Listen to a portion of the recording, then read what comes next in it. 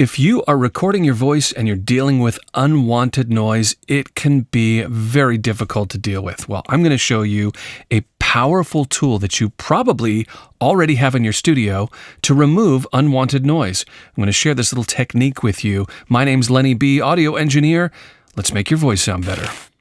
When you're recording your voice, there are a lot of things that you can do in the raw audio capture procedure. That is the beginning part. That is when you plug in that mic and you begin speaking in the mic and you're setting your levels, the mic position, the stuff happening in your studio before you actually record. It's just mic technique, how you interact with the microphone. There's a bunch of little things that you could do that could actually help make your foundation stronger. So by the time you actually send your audio out and you produce whatever you're creating, whether it be a video or a podcast or you're doing voiceover auditions, whatever it is, by the time you actually send it out, that quality can be better, but it all starts in the beginning procedure when you're doing your recording. And that's what I want to talk about today. I received a submission from a voiceover artist who is competing using a Audio-Technica AT2035 microphone.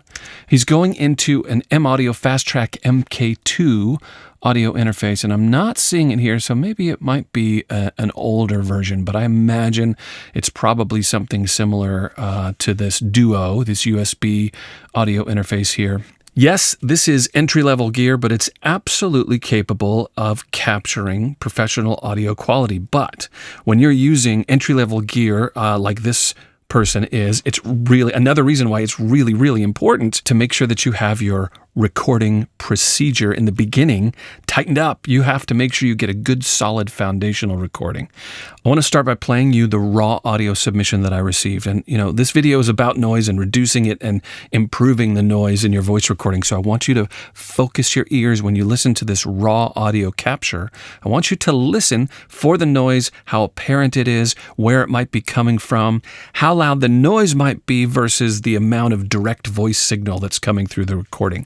Let's listen to the raw audio capture. This is my raw voice before processing. I'm speaking normally at my natural distance from the mic. The reason I decided to submit my audio is that I'm still very much inexperienced when it comes to audio processing. So I'm very much limited in knowledge when it comes to processing my voice for voiceover work or voice acting work. This is a common situation. Somebody recording in a bedroom, in a home studio with entry-level gear. I mean, this is really common, right? There's a lot of people, or even if you're at a higher level than this using better equipment, you've probably started with something like this. And that noise is legit. Like, I can really hear it. So much so that I would say it is detracting from the message. Now, when we're competing or we're trying to come up with the best audio that we possibly can, we have a tendency to be overcritical. So, but I would say there's a lot of noise in this particular recording that we definitely can reduce, and here is how to do it. The first approach that you might take to try to reduce some of the noise is to use noise removal plugins, maybe a de-reverb plugin. You can use a gate. You can use some EQ techniques to try to reduce some of the noise. And I've done that. And I want you to hear what I've accomplished by using plugins. We've used Clarity VX De-Reverb, Clarity VX De-Noise, and a few other plugins. Now I want you to listen to the raw audio again, and then I'm going to engage the processing that I've created to help reduce some of that noise and improve the audio quality. Focus your ears again on that noise. First, the raw unprocessed file. This is my raw voice before processing.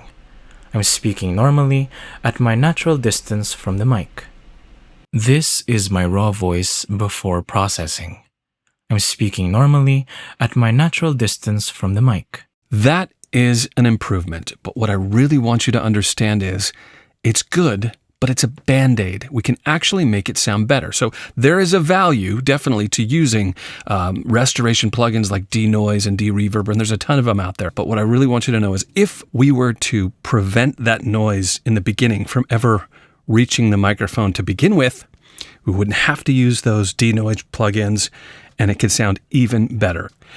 it would allow me to do less recovering, less bandaging, less fixing, and then I could use less processing with the plugins, and the only processing that I could use to focus on would be to sweeten and make things sound better instead of trying to fix stuff. So again, the whole point here, what I want you to understand is that if you prevent the noise, prevent the problems from happening in your raw audio capture to begin with, even the processing that you do after and everything that you do after is going to sound better.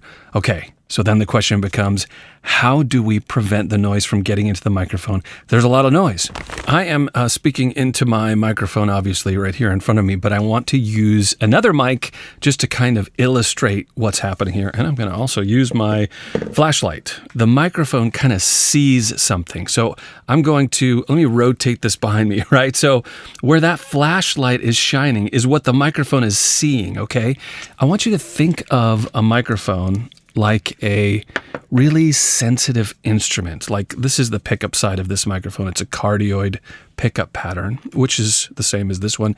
And most of the microphones that are used, especially for voiceover, at any level, most microphone pickup patterns are going to be a cardioid pickup pattern, meaning there's like kind of a heart shape that picks up around the microphone, and it rejects on one side, and it's really sensitive, like the flashlight is too. So I want you to think of your microphone like a sensitive instrument.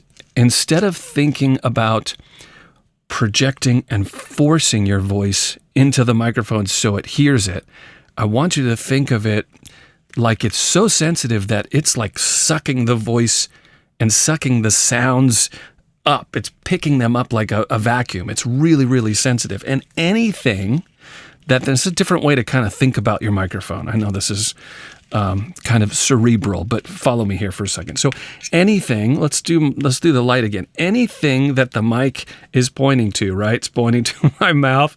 It's pointing behind me. Wherever it's pointing, I want you to think about where that light is what the mic is seeing. It's what the mic is hearing. Okay. This is the powerful tool that you could use wherever it's not pointing to. You reject that sound. So in this particular example that we're hearing for the submission that was sent to me, it was a computer fan noise. So he's got to do one or both of these things, one of two things, right? He needs to make sure that the microphone the pickup pattern is facing his voice, that light, right? What the mic is seeing is picking up his voice. But we need to move that computer screen or the computer that's creating that noise away, and it should be on the rejection side of the microphone. So the rejection side of the mic should be pointing towards the noise. So it's not picking that up, and it's picking up the voice. Now that you're thinking maybe of your mic as this beam of light that it's seeing, right? And what is it being allowed to hear? What is the microphone being allowed to pick up? You also have to think about what's behind me. So if there's something very reflective behind me and there's noise coming from where the rejection side of the mic is facing, it could be making a noise, hitting the reflection behind me, or a reflective flat surface behind me, and that's getting in to the microphone because the microphone is very sensitive, right, to what's behind me or wherever it's facing. This definitely falls in the category of mic technique. So it's not just the microphone placement with respect to your voice or your mouth or your audio source, right? It's also microphone placement with respect to the room, the noise that is being created or that is available in the room. Where is it facing, right? Where are we rotating?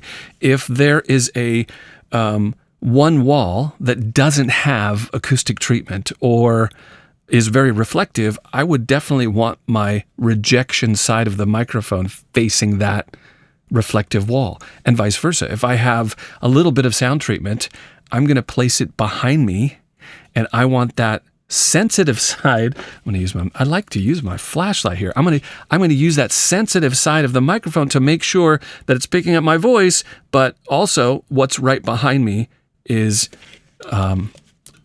absorption, right? It's not reflecting the sound back into the microphone. I want you to think about your microphone differently. Think about it as a very powerful instrument that's susceptible to any of even the quietest sounds that you place in front of it. So what are you allowing it to hear? What are you preventing it from picking up by facing the rejection side? So, make sure you understand exactly where that diaphragm is in whatever mic that you're using, the sensitive side versus the rejection side. Let me throw at you just a couple other examples of where you or how you might use the rejection side versus the sensitive side of a cardioid pattern microphone to reduce the amount of noise that's being picked up by the mic. If you have noise coming from a particular direction, you want to make sure the rejection side of your microphone is facing that noise, right? How about this crosstalk? Maybe you are in a podcast situation, right? And you've got two microphones open in a room, right? I would want one person talking on this side of the microphone in mic one, but I would want the reflection or the rejection side pointing to the co-host, right? And vice versa. I would have the co-host microphone, the pickup pattern or the sensitive side of the microphone is pointing towards the co-host's mouth, but the rejection side is pointing towards the host. So each microphone is rejecting the other voice that's in the room. That's how you're going to get less crosstalk. Mic 1 is not going to pick up voice 2, and mic 2 is not going to pick up voice 1. Just another example I want you to understand of how valuable this tool is that you already have on your microphone. Placement, direction, and position in the room is very important.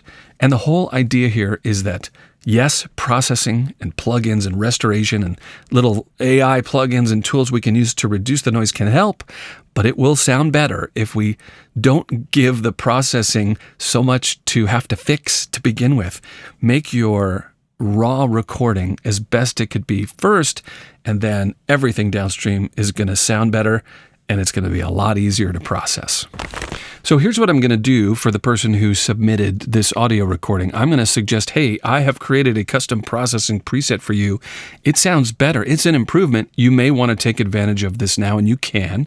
I'm going to send him a recording of his raw audio and the processed sound together so he can listen back and forth and hear the difference. And, this is an improvement in audio that he can use immediately. But the second thing I'm going to suggest is, hey, maybe we should work together. I have what's called a voice capture improvement session, and that's where I can work with you one-on-one. We look at pictures of your room. I hear recordings. We figure out, hey, where is the best place that we might place the microphone? Where can we move your acoustic treatment? How can we avoid getting the noise or maybe reflection sounds being picked up by the microphone in the first place so we can have a real solid foundation. We can have a real stable foundation, a beautiful blank canvas to work from and build upon. Then we can process that so it could sound even better. So yes, he could take advantage of the custom processing that I've created for him, but I think it would also be really helpful to work with him to improve his raw audio capture, and I can help him with, and I can help you with that too. If you feel like you don't know what you're dealing with, or you don't know how to improve your raw audio capture, or maybe you are interested in just getting a professional take on processing for your voice, send me your audio. I will send you back a free example of what your voice sounds like with my custom processing, just like I did for this guy here. So go to my website. It's lennyb.com, and it's very simple to send me audio. There's a red button at the top of the page. You click that and follow the instructions. I even give you a script that you can read, and I've got a few questions so I get a good idea of what you're working with. I'll review the audio personally, I'll diagnose it, and then I'll send you an example of what my custom processing sounds like on your voice so you can hear that improvement. And if I diagnose it and I feel like, there's a couple opportunities here, we could make the raw audio capture even better, I'll share that with you too. It's lennyb.com. Get all the details on my custom processing and some of my video training courses all on my website, and I'll put them in the description of this video. It's lennyb.com. Thanks for watching.